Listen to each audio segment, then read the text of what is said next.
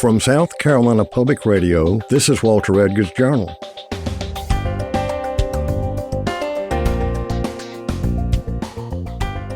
This week, we will be talking with author Brian Thiem from Hilton Head Island about his series of novels about the Mudflats Murder Club. In his previous life, Brian spent 25 years with the Oakland Police Department, much of it working homicide. He's also an Iraq War veteran, retiring from the Army as a lieutenant colonel after 28 years of active and reserve service.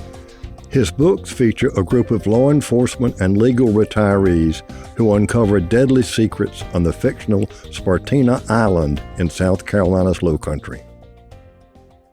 Brian, it's great to have you with us in the studio today.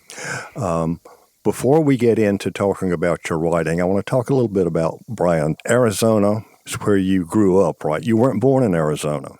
No, I was born in Pennsylvania, and my family moved to Phoenix, Arizona when I was 14. And since I read your bio and I noticed your Army Reserve and active duty career, you must have gone through ROTC. Yes, I did. I was very fortunate that in high school, someone convinced me to apply for a Army ROTC scholarship, and I did, and I got it. And otherwise, I probably would have been going to community college part-time while working. You ROTC, so I'm assuming they called you right to active duty. That time frame is about Vietnam's winding down. Yes. So you have 4 years before you get your real job in Oakland. Yes. When I graduated and I was commissioned, I requested military police as my branch, and I got it. So after my initial training at Fort McClellan, Alabama, my first duty assignment was 2nd Division, 2nd MP Company out in Korea. Then after a year there, then I went to Fort Ord with the military police. Oh, wow. That's a plum assignment, Fort Ord. After Korea, they give you just about anything you want. Oh, okay. All right. And so Fort Ord, is that the segue to the Oakland PD? Yes. The fact that you were in California? Yes. When I was at Fort Ord with the military police there, I was, in addition to my regular duty assignments, I think I was a company commander at the time. I was also the commander of their special reaction team. That's kind of the military police version of SWAT. And they sent me up to San Francisco to attend a hostage negotiation course that was run by the FBI. I was the only military person there. And that's where I met someone from Oakland PD. And I was considering going into the FBI or something. And he said to me, "Hey, look, kid, if you want to do police work, I mean really, really do police work, come to Oakland because there's more police work to be done there than anywhere else." Okay, you're smiling, but it's given Oakland's reputation, and you were on the homicide squad, is that right? Yes, I worked homicide for many years. Okay, and you can say that and still smile, though. Yes. Okay, what brought you to South Carolina? Well, kind of a roundabout way. When I retired from Oakland PD, my wife's family's from Connecticut, so we moved to Connecticut, built a nice house out in the country, and we were there for, after 9 years, most of the people that we moved back there for, her parents, grandparents had all passed away. And we're sitting there one January with about 2 feet of snow on the ground, and the tax bill came due, and we said, why are we still here? So we started looking and ended up settling, bought a place down in Sun City, Hilton Head. And you live in Sun City now? Yes. Oh, okay. That in itself is interesting. Putting down roots in South Carolina. I thought maybe you got here through a vacation and that's how you decided to come, but a deliberate, permanent change of address. Yes. When we were looking, we came down the coast. We had lined up realtors from a half a dozen different places, and once we got to Hilton Head, my wife said, "This is it." Yeah. Carolyn Hart, who preceded you in the Lowcountry from Kansas, wrote a series, actually 26 cozies on an island. And what is a cozy, I might ask? A cozy is an Agatha Christie kind of mystery, which involves The protagonist is not always a sweet little old lady. In Carolyn's case, it's a young woman who runs a bookstore. But so many deaths over 26 novels occurred in that little place. It was like Murder, She Wrote. Is there anybody left? I was going to say, she's the Jessica Fletcher of the Lowcountry. Yeah. But Brian doesn't write cozies. Right. And I wanted to just to bring that up because there is a difference in the style, but also the tone between and I think the British are the one who came up with the idea of a cozy. Frankly, if you read Agatha Christie in any detail, you know there's some pretty gruesome murders in her books, but in general, many of the people are so well mannered. I guess it's very British. Yeah, kill them with class. There you go. So anyway, what made you decide to write? Were you writing before you came to South Carolina? Well, you know, when I was up in Connecticut for the first time in my life, I had time to read for fun. And there was a local library about a half mile from my house, and I started going there. I'd walk down there with my dog and, you know, get a half a dozen books, come back and read them. Fell in love with Michael Connelly's Harry Bosch series and some of the other ones. And I got this idea that maybe I could write one of these. So I took a couple night classes, you know, these 6 weeks, one night a week on fiction writing. And a group of us from the second class I was in, we decided to each write a novel. And we got together every 2 weeks and brought a chapter that we wrote. And after a year and a half, I had this novel finished, but I knew it wasn't any good. At that same time, I got a letter from the Veterans Administration saying because of my active duty over in Iraq, I was eligible for the post 9/11 GI Bill. So I thought, well, I can go back to college and take some writing classes and learn how to do this right. So I found Western Connecticut State University had a great writing program.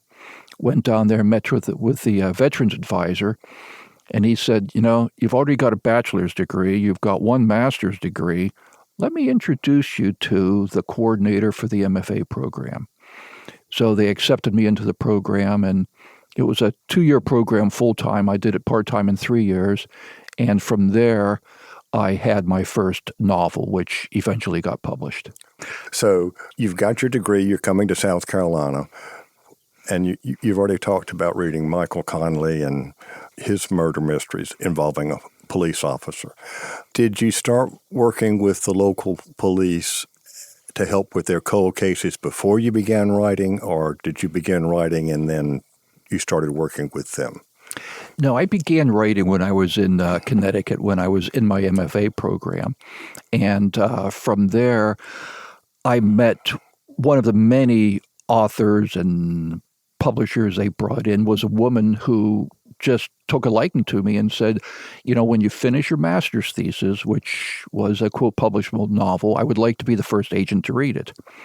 And so once the thesis committee approved it, I sent it to her, and she signed me and had me make a few changes. And 4 months later, she had negotiated a 3-book deal with a New York publishing house. That was my first series, which involved a homicide detective from Oakland, California.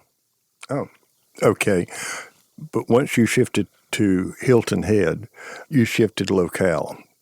And again, my question, once you moved there to Hilton Head, to Sun City, did you begin working immediately with the local police department, or did you write Killer in the Cordgrass? No, kind of what happened when I came down here, my first book in that previous series was just coming out. So I was working on the second one. And then after the third one, the publisher was not interested in another book.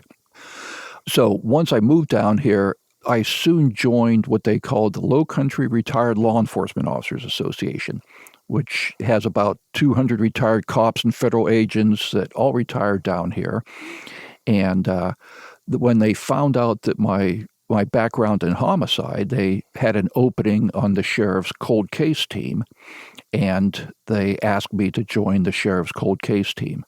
Sheriff of Beaufort County. Yes, Beaufort County Sheriff's cold case team, which is all volunteers, all retired law enforcement. Okay. I just have to put this in right now. Everywhere in your book, you refer to the Lowcountry as one word with a capital L.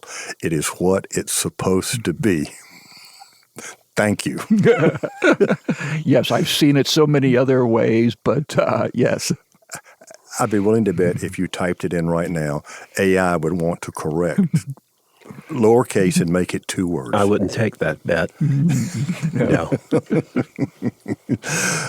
Okay, so now you've got that association and you decide to shift your focus to this mythical Spartina, named for the Cordgrass, where people are going to start dropping like flies. Yes, and, it was, after my first series was not continued and my agent told me, write something new, something totally new.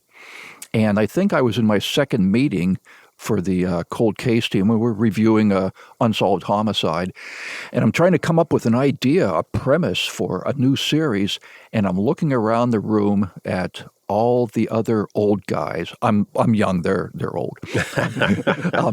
And I'm thinking, wow, I have a premise for a series right here. That is the origin of the Mudflats Murder Club.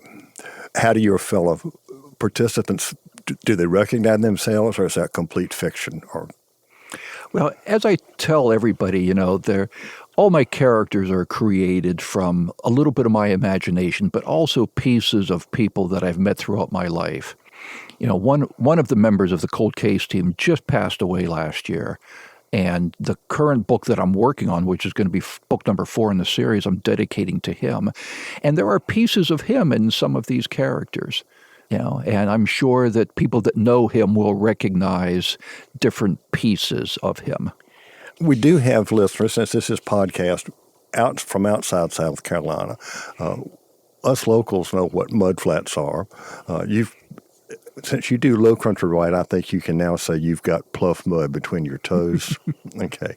But let's explain that term to folks around the country, because our podcast is picked up everywhere. Well, the low country is kind of unique, at least to me, coming from California, where the beaches just go from dirt to rock to sand and then the ocean. And here we have tidal rivers that flow in from the ocean. And in there, that's, like you say, it's pluff mud that is created from the decomposition of the Spartina grass and other cord grasses and stuff. And it's very nutrient rich.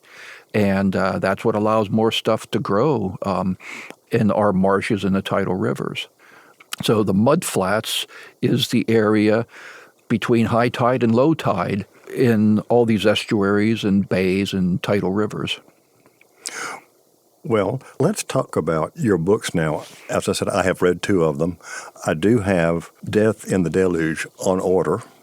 You have created a community, and it's not Sun City. This is a South Carolina coastal community. The old guard puts up with all of these rich Yankees who have moved in there to retire, who kind of throw their weight around. Both sides throw their weight around. And that's an important part of your story. Yes, it creates tension. It creates conflict from the new people down here, conflicting against tradition and so on. And one of your characters, she goes by Charlie Nash, but she is a woman in what many people consider down south still a man's job. And she has to deal with that.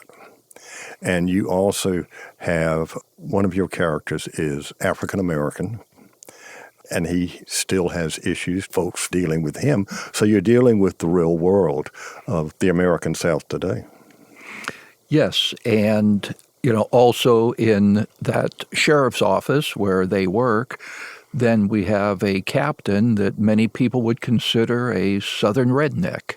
And so there's a lot of conflict there. And he got his job because?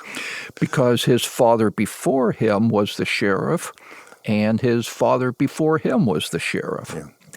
when I started writing this, I knew it was going to be a series. So creating the characters and the setting was so important. And I didn't want to use Beaufort County. I didn't want to use Hilton Head Island. I wanted the freedom to do whatever I wanted. And I wanted to have some crooked cops in the sheriff's office, and I didn't want to do that to the Beaufort County Sheriff's Office. Okay. And then I created, first of all, the male character who started off as being very much the main character, Sean Tanner, who retired from the Oakland Police Department after 30 years, most of it working homicide.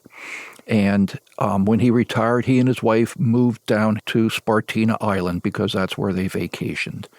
And Sean was intending to devote the rest of his life to his wife because she was so supportive of him during his career. And then after they were here for a year, she died. Okay.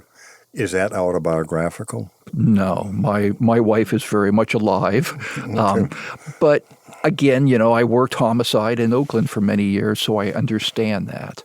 All right. Now you created this community, and I mentioned Carolyn Hart earlier, and she created that island, and you have street names and whatever. She said she actually had a map to make sure that she didn't put the library on the wrong street or that kind of thing. Have you done the same with Spartina? Oh, very much so. I have a file on my desk there, and I've got probably 10 different hand-drawn maps, everything from a map of the island, a map of the county, a map of the community where Sean lives. And yes, especially when you're dealing with a series, I don't want to have Sean spending 15 minutes to drive from his house to the sheriff's office in one book and having it being a 7-minute drive the next. Because somebody will point that out to you. Oh, yes. Readers of series, they have better memories than I do. All right. Well, you've got 4 books now in your series, and I would suggest, at least I feel like they're well received. How long do you think the series is going to go? As long as you feel like it? As long as it sells? As long as your agent is happy? Well, when the first book came out, the Mudflats Murder Club, it did so incredibly well. The publisher contacted my agent and told her to convince me to write 4 more books, to write an 8-book series. And I talked about it with my wife because that was a pretty big commitment. They made an offer, we countered, and so I agreed to write an 8-book series. The first 2 are out. The third one comes out in July. The fourth one, I am just finishing up all the little details of that. That'll come out January of next year. And I'm starting to think about book number 5. So in terms of writing, a year per book, 9 months. The late Dorothea Benton Frank used to say, son, I got 1 a year. As we all know, writing is not waiting for inspiration. Writing takes time. You got to do it. So, yeah, in my first series, which had 3 books, I had a year between books, and I thought that was good. When I signed the contract for the Mudflats Murder Club series, the first 4 books was 9 months apart. And I wasn't sure if I can do it. My agent convinced me I could, and that's worked out. When the publisher came back and wanted 4 more books, they initially wanted one every 6 months. And I just thought, that's full time. I wouldn't be able to play golf, wouldn't be able to do this. And so we countered with 9 months. And 9 months is still a lot of work, along with all the other stuff, like coming out and speaking with you, the marketing, the promotion stuff that I need to do. Well, and again, thank you for actually coming here because, yes, we could have done this over the telephone. It is much better to have Brian sitting across the table from me because we can read each other. And that, to me, is an important part of the conversation. We don't have interviews on the journal. We have conversations. But, all right, 9 months. Tomorrow, you're going to be back home. What does your day consist of? Well, actually, this afternoon when I get back home, I'm doing the final books on book number 4, which is going to be titled A Killing Reputation. And I have to have that into my publisher by the 1st of June. And so as soon as I finish that up and send it off, then I start coming up with refining my ideas and doing a plot outline for book number 5, which I only have some general ideas what that's going to be about. Do you set aside a time of day that you write? No. When I was in my MFA program, I tried to do that, and I find that when I'm approaching a deadline, I set my own personal deadlines, like when I want my first draft done, when I want my plot outline done.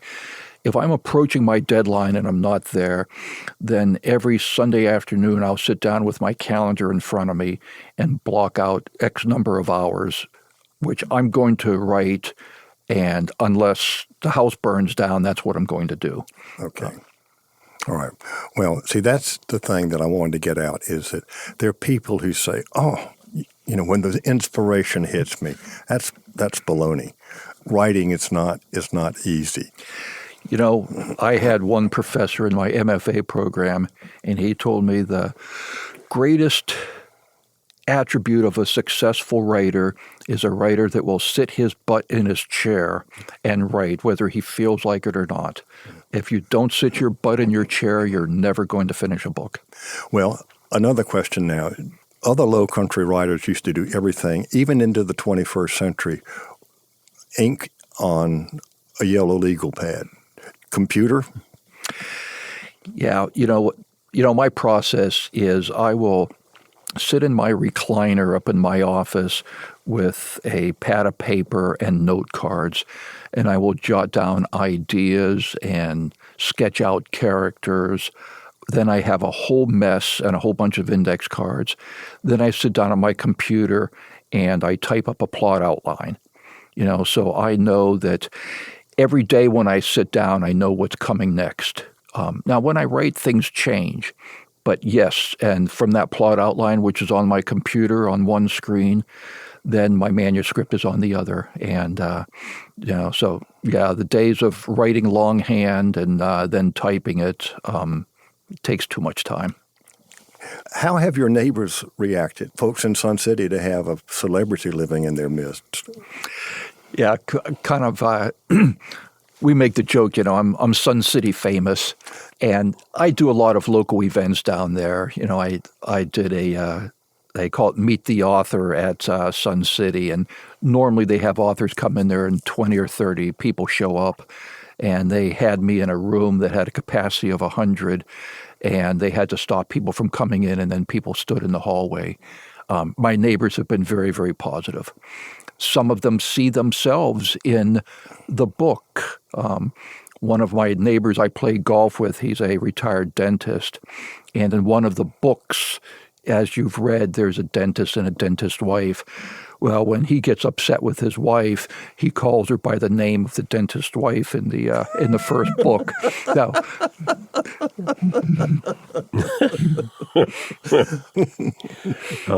And how has your wife reacted to your career? My wife was a dental hygienist out in California, and when I retired from the police department and we moved to Connecticut, she did a little bit of dental hygiene, but then she basically retired, and she's younger than I am. And as a hobby, she started doing photography, and she became a very successful photographer. And now she's doing art. She's doing painting. She has some of her work in, I think, 3 different galleries down in the Bluffton and Hilton Head area. But she is extremely supportive of my writing. Sometimes I come downstairs after writing for an afternoon and I want to tell her stories about Sean and Charlie, and she just patiently listens as if they were real people. With your golden at your side? Yellow Lab. Yellow Lab. Okay. Yes. How old is your dog? Annie will turn 14 in 2 days. So she's getting up there in the years. She's part of the books too.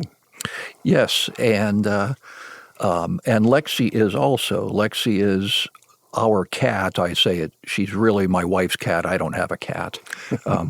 But yes, those are the only 2 real creatures that are in the book. You know the difference between a cat and a dog? A dog has family. A cat has staff. There you go. Yeah. Well, Alfred, I know you're a dog person. I am, but we also have a lovely, lovely cat as well. He's 22 pounds of sass. Ooh, yeah. That's a big cat. Yeah, it's a big cat. Yeah. While I have the podium for a second, I want to ask, we talked about the two main characters, I guess, but I assume that the Mudflats Murder Club refers to a larger cast of characters than that. Tell me a little bit about them. Are they all retired police folk, or are they members from the community as well? No, the Mudflats Murder Club, I mean, that was the nickname given to them after one of their first homicides, because the cold case they were looking at was a body that was found in the Mudflats. Right. But we've got Sean Tanner, who is a retired homicide sergeant from Oakland, California.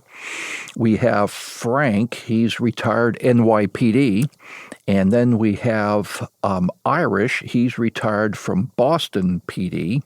We have a woman nicknamed Phoebe because she's retired FBI. And then we have Doc. He's a retired forensic pathologist from the coroner's office. And then we've got Beagle. Because his nickname is Illegal Beagle.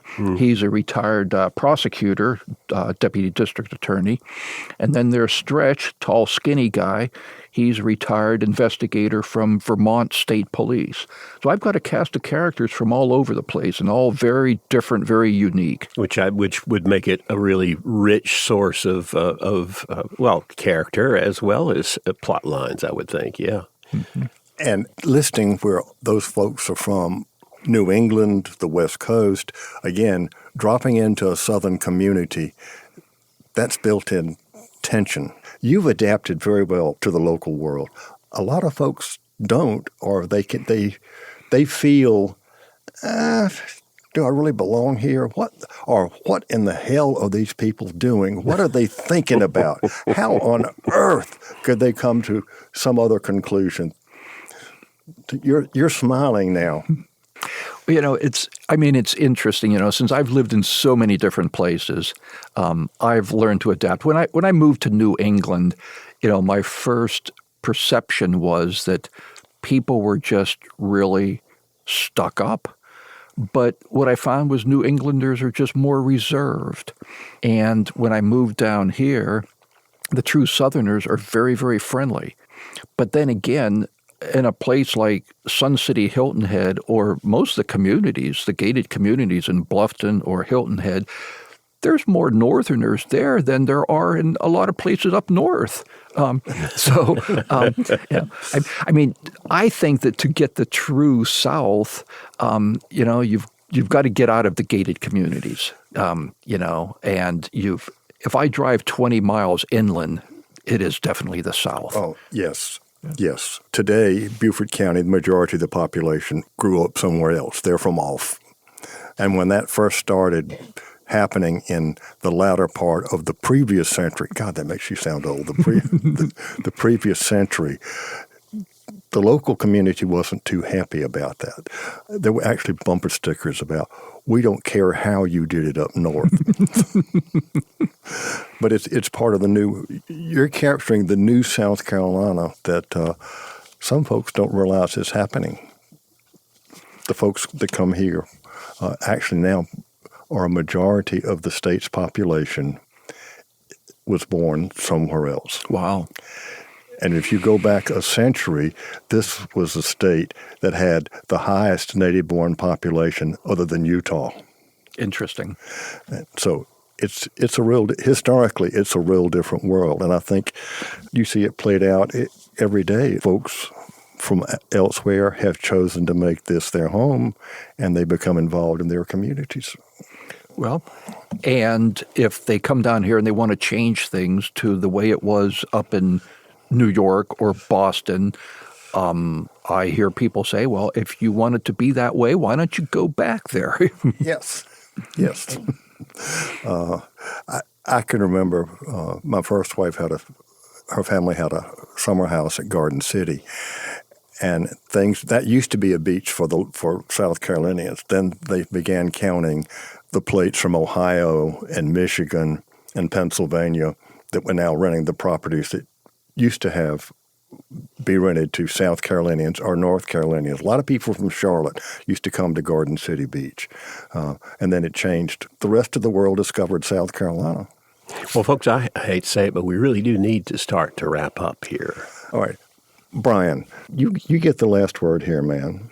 I'm just thrilled that, like Sean, when he retired and then came out to Spartina Island, and he had no purpose in life because his wife had passed away other than his lousy game of golf and the fish that he caught and released back into the rivers.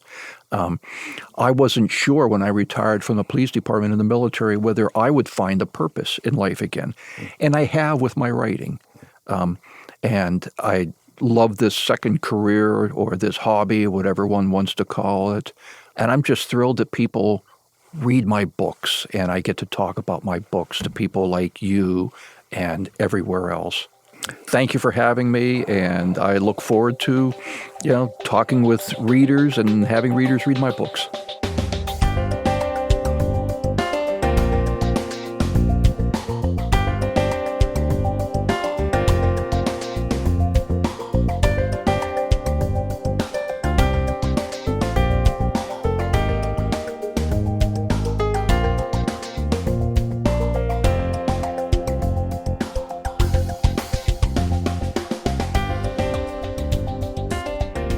I hope you enjoyed our conversation with Brian Thiem. I know that I did. In addition to being a retired police detective, Brian is also a member of the Sheriff Department's cold case team, consisting of retired law enforcement professionals from around the nation who examine unsolved murders. And he brings this real-world experience to his writing and creates compelling plots and multi-dimensional characters. Walter Edgar's Journal is a production of South Carolina Public Radio. I'm Alfred Turner, and I produce the show, which is made possible by listener contributions to the ETV Endowment of South Carolina.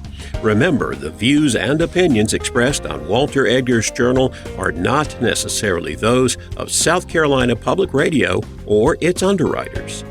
Many of the books discussed on Walter Edgar's Journal can be found as part of the Walter Edgar's Journal Book Nook section at all good books in Columbia, South Carolina, or may be available from your local bookstore. We'll talk again soon.